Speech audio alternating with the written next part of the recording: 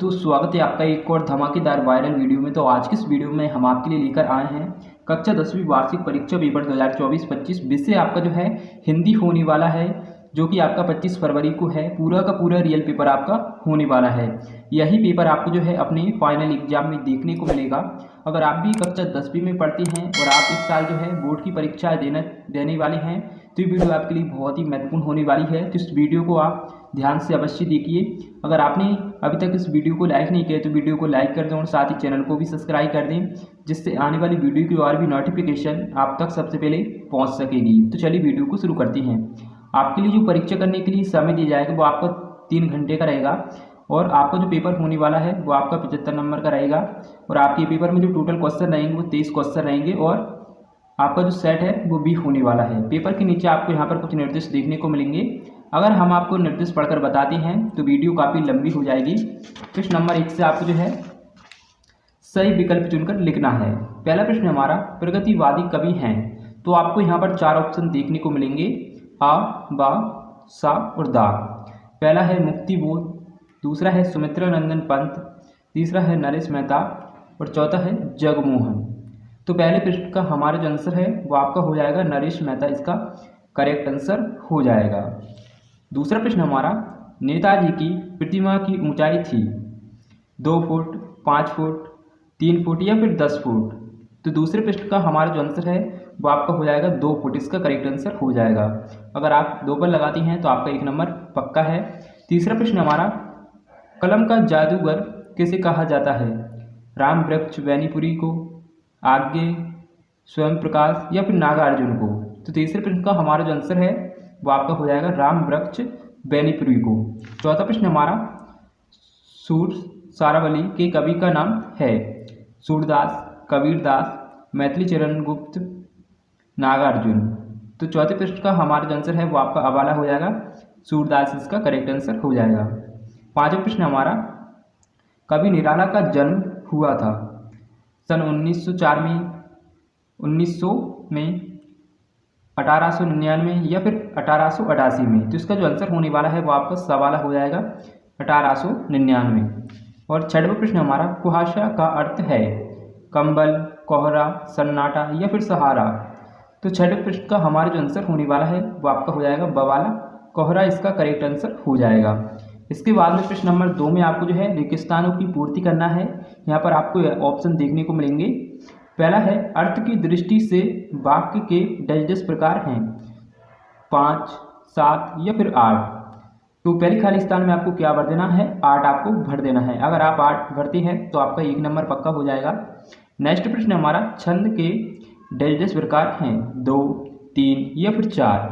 तो दूसरी खाली स्थान में आपको क्या भरना है? दूसरी खाली स्थान में आपको जो है 2 आपको भर देना है। तीसरा प्रश्न हमारा, वल्लभाचार्य डैश के गुरु थे? सूरदास, परशुराम, तुलसीदास।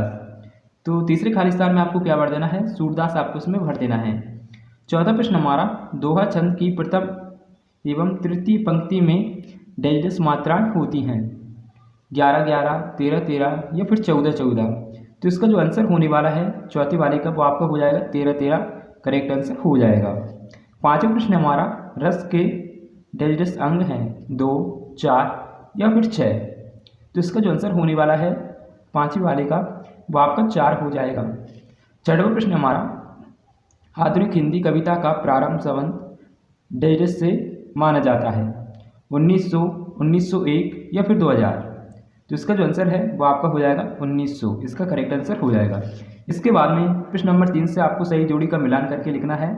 पहला है चौपाई, तो इसका जो आंसर होने वाला है पहले वाले का वो आपका हो जाएगा 16, आपका करेक्ट आंसर हो जाएगा। नेक्स्ट प्रश्न हमारा, एक अंक, तो इसका जो आंसर होने वाला है वो आपका 1 अंक ही हो जाएगा। और इन क्वेश्चन में हमें थोड़ा सा डाउट है। पांचवा प्रश्न हमारा, मैथिली शरण गुप्त। तो पांचवें प्रश्न का हमारा जो आंसर है वो आपका हो जाएगा पंचवटी, इसका करेक्ट आंसर हो जाएगा। इसके बाद में प्रश्न नंबर 4 में आपको जो है एक शब्द वाक्य में उत्तर लिखना है। पहला है, कवि नागा अर्जुन का मूल नाम क्या है? तो इसका जो आंसर होने वाला है हमारे फर्स्ट वाले का, इसका हो जाएगा वैद्यनाथ मिश्र, इसका करेक्ट आंसर हो जाएगा। दूसरा है, निराला रचनावली में कितने खंड हैं, तो कितने, इसका जो आंसर होने वाला है वो आपका हो जाएगा 8, इसका करेक्ट आंसर हो जाएगा। तीसरा प्रश्न हमारा, रामचरितमानस का मुख्य छंद क्या है? तो तीसरे प्रश्न का हमारा जो आंसर है वो आपका हो जाएगा दोहा और चौपाई, इसका करेक्ट आंसर हो जाएगा। चौथा प्रश्न हमारा, विनय पत्रिका की रचना किस भाषा में हुई? तो किस भाषा में हुई थी? तो इसका जो आंसर है वो आपका हो जाएगा ब्रज भाषा, इसका करेक्ट आंसर हो जाएगा। पांचवा प्रश्न हमारा, कामायनी किसकी रचना है? तो पांचवें प्रश्न का हमारा जो आंसर है वो आपका हो जाएगा जयशंकर प्रसाद, आपका हो जाएगा। और छठवां प्रश्न हमारा, अट नहीं रही कविता किस बात को प्रकट करती है? तो इसका जो आंसर है वो आपका हो जाएगा फागुन महीने की मदकता और सौंदर्य, इसका करेक्ट आंसर हो जाएगा। प्रश्न नंबर 5 में आपको जो है सत्य असत्य जो है चुनकर बताना है। पहला है, संस्मरण में कल्पना तत्व की प्रधानता होती है, तो पहला आपका असत्य हो जाएगा। दूसरा है, हिंदी का प्रथम उपन्यास परीक्षा गुरु को माना गया है, तो ये आपका सत्य हो जाएगा। तीसरा है, कहानी के 6 तत्व होते हैं, तो ये आपका सत्य हो जाएगा। चौथा है, श्री कृष्ण ने गोपियों को समझाने उद्बत को भेजा था, तो ये भी आपका सत्य है। और पांचवा प्रश्न हमारा, बिस्मिल्लाह खां हिंदू मुस्लिम एकता के समर्थक थे, तो ये भी आपका सत्य हो जाएगा। और छठवां प्रश्न हमारा, पार्वती सुंदरता मन को नहीं भाती, तो ये आपका असत्य हो जाएगा। इसके बाद में जो है प्रश्न नंबर 6 से लेकर प्रश्न नंबर जो है 16 तक आपसे 2-2 नंबर के प्रश्न पूछे जाएंगे। छठवां प्रश्न हमारा, भगत की पुत्रवधू उन्हें अकेले क्यों नहीं छोड़ना चाहती थी? और इसके अथवा में दिए गए हैं, नाटक और एकांकी में कोई 2 अंतर आपको बताना है। 7वां प्रश्न हमारा, लेखिका मनु भंडारी के व्यक्तित्व पर किन किन व्यक्तियों का प्रभाव पड़ा, इनके बारे में बताना है। और इसके अथवा में दिए गए हैं, बिस्मिल्लाह खान को सेनाई की मंगल ध्वनि का नायक क्यों कहा जाता है। और 8वां प्रश्न हमारा, गद्य की कोई 4 विधाओं के आपको यहाँ पर नाम लिखना है। और इसके अथवा में दिए गए हैं, बाबू गुलाब राय के अनुसार निबंध की परिभाषा आपको यहाँ पर लिखना है, तो आप यहाँ पर देख सकते हैं। 9वां प्रश्न हमारा, संधि और समास में आपको जो है 2 अंतर आपको यहाँ पर बताना है। और इसके अथवा में दिए गए हैं, शब्द शक्ति कितने प्रकार की होती है, आपको यहाँ पर नाम भी नाम लिखना है। और 10वां प्रश्न हमारा, गंतों को मेहनत कश बादशाहों का शहर क्यों कहा गया है। और 10वां प्रश्न हमारा, इसके अथवा में दिए गए हैं, भोलानाथ अपने सारथियों को देखकर सिसकना क्यों भूल जाता है, इसके बारे में आपको बताना है। 11वां प्रश्न हमारा, कवि नागार्जुन की 2 रचनाओं के आपको यहाँ पर नाम लिखना है। और इसके अथवा में दिए गए हैं, नई कविता की कोई 2 विशेषता आपको यहाँ पर लिखना है। और 12वां प्रश्न हमारा, कवि सूरदास अथवा तुलसीदास की काव्यगत विशेषताएं निम्न बिंदुओं के आधार पर लिखिए, 2 रचनाएं भावपक्ष, ये आपको लिखना है। और फसल क्या है, इसके अथवा में दिया गया है, उद्धव के व्यवहार की तुलना किस किस से की गई है, इसके बारे में आपको यहाँ पर बताना है। 14वां प्रश्न हमारा, कविता में बादल किन किन अर्थों की ओर संकेत करता है। और इसके अथवा में दिए गए हैं, स्मृति को पते बनाने से कवि का क्या आशय है।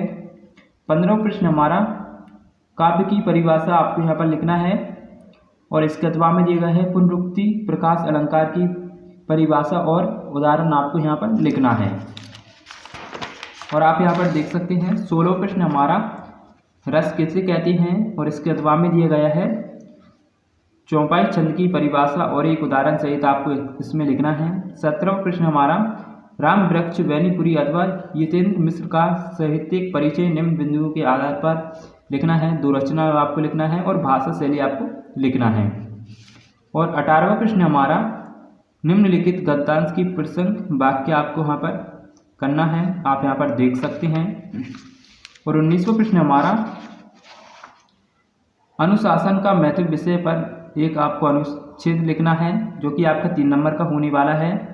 और इसके अथवा में दिया गया है, प्रिय खेल क्रिकेट के संबंध में 2 मित्रों के बीच संवाद आपको यहाँ पर लिखना है।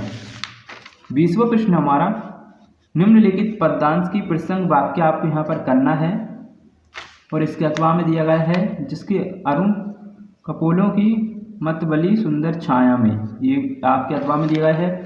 21वां प्रश्न देख लेते हैं। 21वां प्रश्न हमारा, अपने जिले के जिलाधीश महोदय को परीक्षा काल में हो रहे ध्वनि विस्तारक यंत्रों पर रोक लगाने हेतु आवेदन पत्र आपको यहाँ पर लिखना है। और इसके अथवा में दिया गया है, अपने प्रिय मित्र को अपने भाई की शादी में सम्मिलित होने के लिए पत्र आपको यहाँ पर लिखना है। और 22वां प्रश्न हमारा, निम्नलिखित में से किसी एक विषय पर रूपरेखा सहित आपको यहाँ पर निबंध लिखना है।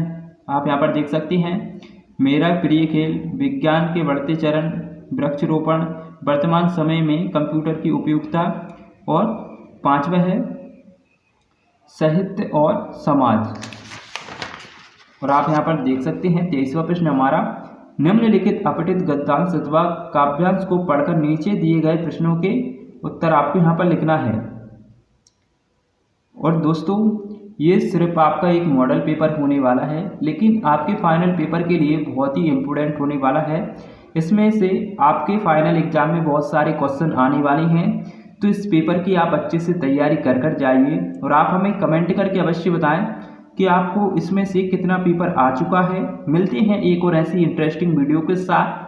Thanks for watching, bye bye.